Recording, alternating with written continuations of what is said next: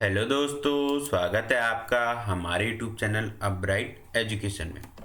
दोस्तों, जो आज का हमारा टॉपिक है वो है बोक्सा जनजाति। ठीक है। देखो, बोक्सा जनजाति उत्तराखंड में कहाँ निवास करती है। बोक्सा जनजाति उधम सिंह नगर के बादपुर, गदरपुर, काशीपुर, नैनीताल के रामनगर, पौड़ी जनपद के दुगड्डा, देहरादून के डोईवाला, विकास नगर और सहसपुर विकास खंडों के टोटल 173 गांव में निवास करती है हमारी बोक्सा जनजाति। ठीक है। देखो, नैनीताल और उधम सिंह नगर का जो क्षेत्र है जहाँ पे बोक्सा लोग रहते हैं वो कहलाता है आपका बुकसाड़। बुकसाड़ वो क्षेत्र है जहाँ पे नैनीताल और उधम सिंह नगर में कौन से लोग रहते हैं? बोक्सा लोग रहते हैं। ठीक है। बोक्सा खुद को मानते हैं पवार राजपूत। ठीक है। बोक्सा लोग खुद को क्या मानते हैं? लेकिन कुछ इतिहासकार क्या मानते हैं, जब मराठों का उदय हुआ था 16वीं-17वीं शताब्दी में, तो मराठों ने वहां से कुछ लोगों को भगाया गया था। उन्हीं के वंशज हैं कौन से? बोक्सा लोग। और वो 16वीं सदी में कहाँ बस गए थे? सबसे पहले बनबसा में। ऐसा है कुछ इतिहासकारों का मानना। ठीक है। लेकिन बोक्सा लोग खुद को क्या कहते हैं? वो क्या है? वो है आपके पवार राजपूत। ठीक है। अब देखो, वेशभूषा कैसी है, जो इनकी जनजाति की वेशभूषा वो कैसी, देखो ये आजकल तो ये जो बेस पुरुष हैं इनके, ये पैंट शर्ट में ही रहते हैं। लेकिन जो इनकी पारंपरिक वो थे परिधान थे, वो थे धोती, कुर्ता, सदरी, सर पे पगड़ी। ठीक है। और स्त्रियां क्या पहनती? स्त्रियां पहनती आपके लहंगा, चोली, अंगी और ओढ़नी। तो जैसे कि अब जैसे जैसे इस बोक्सा लोग समाज की मुख्य धारा में जुड़ रहे हैं, वो क्या पहन रहे? मॉडर्नाइज हो रहे, तो पैंट शर्ट पहन रहे। ठीक है। ये जो पिक्चर है, ये एक मॉडर्न बोक्सा समाज पुरुष की। ठीक है। अब देखो इनकी सामाजिक व्यवस्था। ठीक है। सामाजिक व्यवस्था इनके बोक्सा समाज को बांटा गया है 5 गोत्रों में। ठीक है। 5 गोत्रों में बांटा गया है बोक्सा समाज को। तो जो पहला गोत्र वो है यदुवंशी, पंवार, राजवंशी, परतजा, तनवार। ठीक है। और जो देहरादून में एक अलग जाति पाई जाती है बोक्साओं की, वो सिर्फ देहरादून में ही पाई जाती है, वो है मेहर। ठीक है। तो जो इनके 5 गोत्र हैं वो कौन कौन से हैं? यदुवंशी, पंवार, राजवंशी, परतजा और तनवार। ठीक है। अब देखो इनकी धर्म क्या है। इनका धर्म है हिंदू। बोक्सा लोग मानते हैं हिंदू धर्म को। और जो इनके स्थानीय देवी देवता हैं, जो स्थानीय देवी है वो, या जो ग्राम की देवी, गांव की देवी, वो उसको कहते हैं खेड़ी देवी। और जो ग्राम देवता है वो कहलाता है आपका साकरिया। ये ग्राम देवता क्या कहलाता है आपका? साकरिया। इसकी जो इनकी जो अन्य देवी देवता हैं वो है उल्का देवी, ज्वाल्पा देवी, चौमुंडा देवी। और चौमुंडा देवी क्या है? काशीपुर क्षेत्र में। ठीक है। ये क्या है? बोक्साओं की देवी देवता। अब देखो बोक्साओं के त्योहार कौन कौन से हैं, बोक्साओं की जो जनजातीय त्योहार वो कौन से? ठीक है। वैसे तो बोक्सा लोग क्या करते हैं, सामान्यतः जो हिंदी त्योहार होते हैं, जो हिंदू त्योहार होते हैं, जैसे चैती, नवरात्रा, होली, दिवाली। ठीक है। नवरात्रि, होली सब मनाते हैं। ठीक है। लेकिन जो इनके पारंपरिक त्योहार हैं, अपने अपनी जनजातीय त्योहार है, वो कौन से हैं? वह हैं होगड़, ढल्या, गोटरे और मोरो। ठीक है।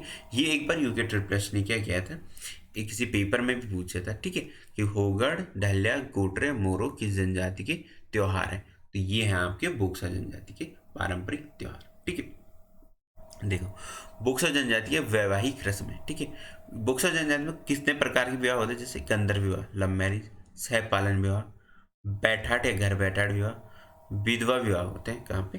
बोक्सा समाज की उसमें। ठीक है।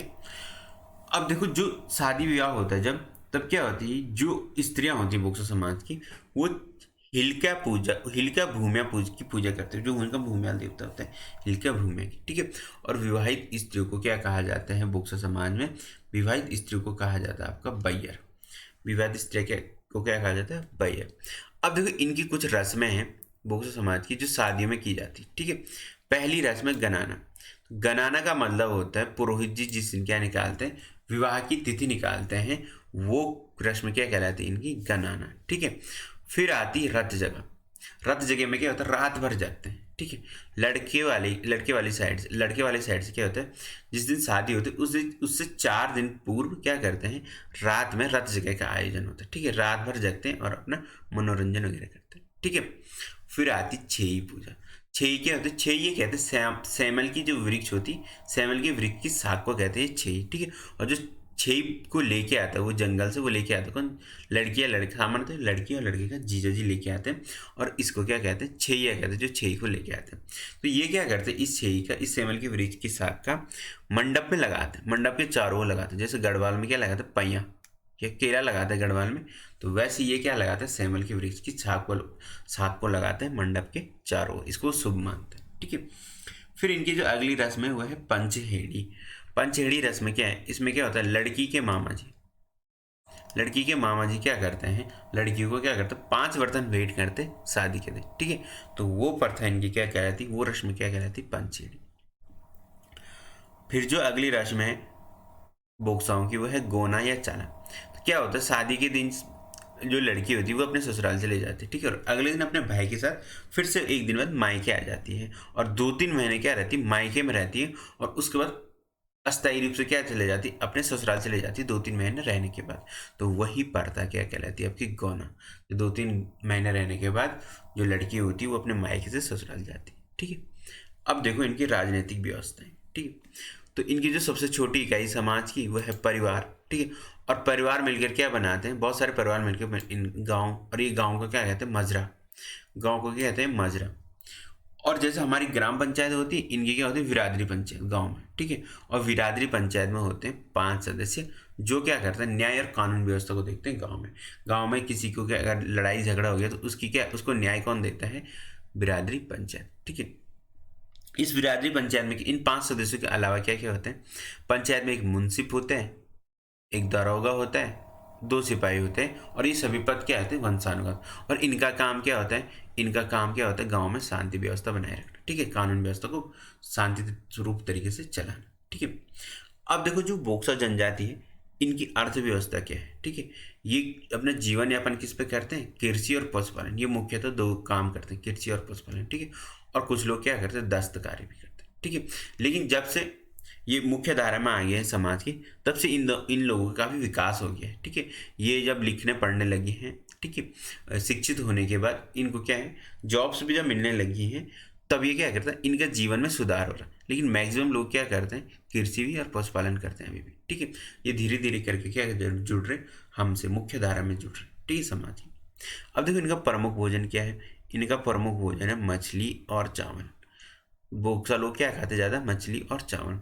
और जो बोक्सा पुरुष होते हैं वो मदिरा भी पीते हैं, ताड़ी और हुक्का भी पीते हैं। ठीक है। ये थे बोक्सा जनजाति। दोस्तों अगर आप नए हो हमारे इस चैनल पे, तो चैनल को जरूर सब्सक्राइब कीजिए, बेल आइकन को जरूर दबाइए, और अपने दोस्तों के साथ शेयर कीजिए, और उनको भी सब्सक्राइब करने के लिए बोलिए। ठीक है। अगर आपको टेलीग्राम से जुड़ना है तो इस वीडियो के डिस्क्रिप्शन में हमने टेलीग्राम का लिंक भी दिया होगा, तो आप उससे भी हमसे जुड़ सकते हैं, जहाँ पर हम आपको क्या करेंगे, PDF वगैरह प्रोवाइड करते हैं टेलीग्राम चैनल।